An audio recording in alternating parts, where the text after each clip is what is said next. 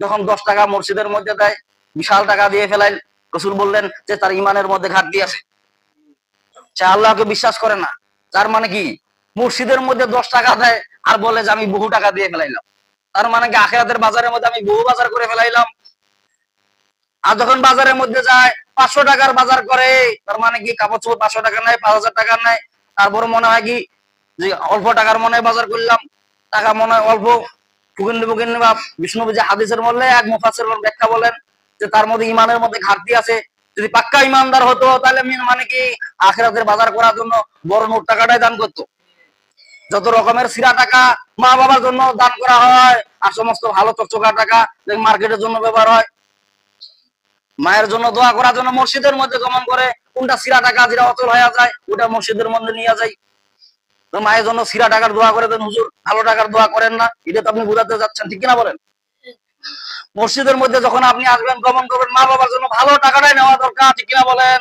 ভালো কাপড় চুরি পরে মসজিদে আসা দরকার। তার মানে কি আপনি কার দরবারে আসতেছেন, কার ঘরে ঢুকতেছেন? এখানে কোনো গান বাজনা হয় নাকি? বাজারের মধ্যে গান বাজনা আছে না নাই? দোকানের মধ্যে গান বাজনা আছে না নাই? ওখানে গুনার পাপ, ঠিক কিনা বলেন? খালি পাপ আর পাপ, কামাই আর কামাই, পাপ কামাই, ঠিক কিনা বলেন? আর মসজিদের মধ্যে যখন গমন করেন, তার মানে সিরা টাকা নিয়ে আসেন, তার মানে কি এখানে মনে কি, তার মানে আপনার ইমানের ভিতর ঘাটতি দেখা যায়।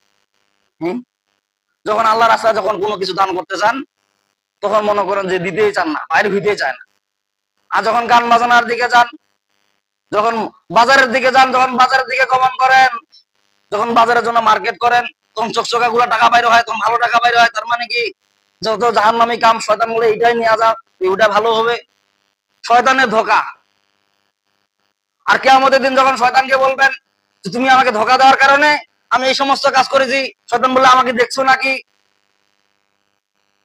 শয়তানকে তো দেখা যায়, দেখা যায় না নাকি? মানুষ শয়তান, জিন শয়তান। আল্লাহ পাক বলেন মিনাল জিন্নাতি ওয়ান নাস, শয়তান দুই প্রকার, একটা জিন শয়তান এবং মানুষ শয়তান। এই শয়তান দেখবেন নামাজের দিকে তাকায় না, গানের দিকে তাকায়, গানের প্যান্ডেলের দিকে তাকায়, কোরআন হাদিসের বিরোধিতা করে, তারা হলো মানুষ নামে শয়তান। কারণ জিন শয়তান লা হাওলা ওয়ালা কুওয়াতা ইল্লা বিল্লাহ পাঠ করবেন, সাথে সাথে চলে যাবে, কিন্তু মানুষ শয়তান যাবে দৈন্তানাকার, কারণ সে আপনাকে ধোঁকা দেওয়ার জন্য থাকবে। যে সমস্ত লোকরা দেখবেন মসজিদের মধ্যে যাওয়ার সময় তাগিদ করে না যে টাকা পয়সা নিয়ে যান, মসজিদের জন্য দান করেন, আখিরাতের জন্য কিছু বাজার করেন, এই সমস্ত লোক যারা পারমিশন দেয় না, তার মানে কি তারা মানুষ রূপী।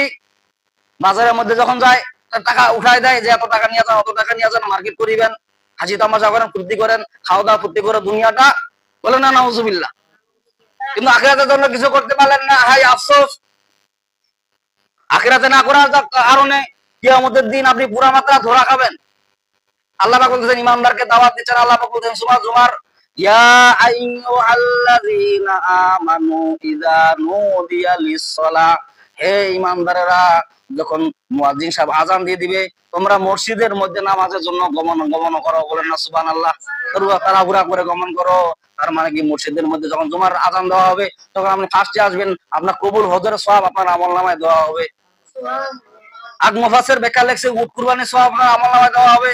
তার মানে কি আপনি শেষের কাতারে আসেন, সবার লাস্টের কাতারে আসেন, তার মানে কি ডিম সদকার। এখন হাঁসের ডিম 80 টাকা হালা, 80 টাকা হালা, 80 টাকা সওয়াব তো পাওয়া যাবে, একটা ডিমের সওয়াব পাওয়া যাবে। তাহলে উটের হিসাব করেন, তাহলে উট কত টাকা দাম? একটা হজ আপনি করতে পারবেন নাকি? 2 লাখ 2.5 লাখ টাকা আপনার দরকার। তো ওইটা বুঝেন, এটা বুঝেন, ওটা লাভ বুঝেন, 80 টাকা হালা এটা বুঝেন, আর ফের আপনি একটা হজের যে সওয়াবের আমলনামা এটা ফের বুঝেন না। আল্লাহ বা ইমানদারকে দাওয়াত দিচ্ছেন, হে ইমানদাররা যারা ঈমান এনেছো, তার মানে কি আল্লাহকে যারা বিশ্বাস করেছো, কালেমা পড়েছো, তারা তোমরা মসজিদের মধ্যে আগে ভাগে গমন করো। মসজিদের জন্য জুমার দিনের জন্য 5 ওয়াক্ত নামাজের জন্য খুঁজে পাওয়া যায় না, জুমার দিন আর কি খুঁজে পাওয়া যাবে? আবার ওই সমস্ত লোকেরা দেখবেন ঈদের মাঠ গায়ে বড় দামি কাপড় জুবা পরে আনেন, দেখবেন যে আমার যায় নামাজ পিছিয়ে আনে। আরে আল্লাহ, আগে ভাগে সওয়াব কামাই। সারা বছর যদি জুমার নামাজ পড়লাম না, সারা বছর ওয়াক্তে নামাজ পড়লাম না, অন্তত বলতে পারবো যে আল্লাহ ঈদের নামাজ সারি নাই। এমন লোক আছে না নাই? হ্যাঁ, সারা জীবন করে নামাজের কোনো খবর নাই, জুমার নামাজের কোনো খবর নাই, ঈদের নামাজের আগে সামনের কাতারে দাঁড়ায় আর বলে যদি মারা যায় বলতে পারবো যে আল্লাহ কত নামাজ পড়ি নাই, কত নামাজ কাজা করে ফেলেছি, কিন্তু ঈদের নামাজ আমি কাজা। ওই যে রোজাদারের মতন রোজাদার।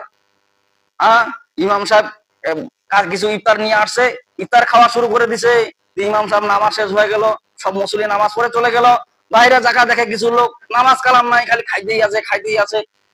তো ওই ব্যক্তিকে জিজ্ঞাসা করা হলো যে কি ব্যাপার, আপনি নামাজ পড়লেন না আর আপনি ইফতার খাইতে আছেন। হুজুর কি আমার কাছে একটা হিসাব আছে। কি হিসাব আছে? কিয়ামতের দিন যদি আল্লাহ জিজ্ঞাসা করে, এই বান্দা রোজা রাখস নাই নামাজ পড়স নাই রমজানের ইফতারও কি খাইতে পারস নাই? না আল্লাহ জন্মের খাওয়ান। বলেন না নাউজুবিল্লাহ। এমন বাটপার মাকা লোক আর ছাড়া নাই। আল্লাহ পাক বলছেন ওয়া মাকারু ওয়া মাকারাল্লাহ ওয়াল্লাহু খায়রুল মাকিরিন। আল্লাহু আকবার। আল্লাহ পাক বলে, বান্দারা তোমরা কত মকর, আমি আল্লাহ বেশি চালাক নই, চালাকি তো আমি তোমাকে দান করেছি। বলেন না সুবহানাল্লাহ। আমার আল্লাহর সাথে চালাকি করো, তুমি কি জানো এমন একটা রোগ দিয়া দিব পেটের মধ্যে কিছু হজম হবে। ওই সমস্ত লোকেদের বেশি ডায়াবেটিস হয়, নানান ধরনের রোগ বিসুখ দেয়, ঠিক কিনা বলেন? যারা নামাজ কালাম পড়ে না, ঠিক মতো মসজিদের মধ্যে গমন করে না, ভালো কাজে যারা নিয়োজিত থাকে না, তাদের নানান ধরনের রোগ বিসুখ ধরে। বিষ্ণু নবীজি বলেন যে আমার সুন্নত কেউ যদি মানে কেউ যদি আমার সুন্নত অনুযায়ী চলে করে আমল করে, তার কখনো অসুখ বিসুখ ধরবে না। যদি ধরে সকালে হলে বিকাল শেষ। একটা হাদিসের মধ্যে বর্ণনা দেখেন সাহাবীদের বড় বড় ধরনের কোন রোগ হয়েছিল। আপনার আমার হয় কেন? ক্যান্সার হয়, ডায়াবেটিস হয়, নানান ধরনের রোগ হয়। একটা সাহাবীদের প্রমাণ দেখান যে এই সাহাবীর বড় ধরনের ক্যান্সারে পড়েছিল। যত সুদখোর ঘুষখোর বেনামাজি তাদের এরকম অসুখ হয়। 5 বার যখন আপনি উযু করবেন, আপনার হাতে তো কোনো জীবাণু থাকতে পারে না। আর যখন আপনি উযু করবেন না, দুনিয়ার বুকে চলাফেরা করবেন, তখন নানান অসুখ বিসুখ রোগ বিসুখ আছে না নাই? এই জন্য বিষ্ণু নবীজি বলেন, যখন টয়লেটের মধ্যে তোমরা গমন করবা, তখন দোয়া পড়বা। কি দোয়া? আল্লাহ শিখিয়ে দিচ্ছেন, রাসূল শিখিয়ে দিচ্ছেন, আল্লাহুম্মা ইন্নী আউযু বিকা মিনাল খুবুসি ওয়াল খাবাইস। যখন টয়লেটের ভিতরে প্রবেশ করবা, তখন তোমরা দোয়া পাঠ করো এবং 3টা ঢিলা ব্যবহার করো।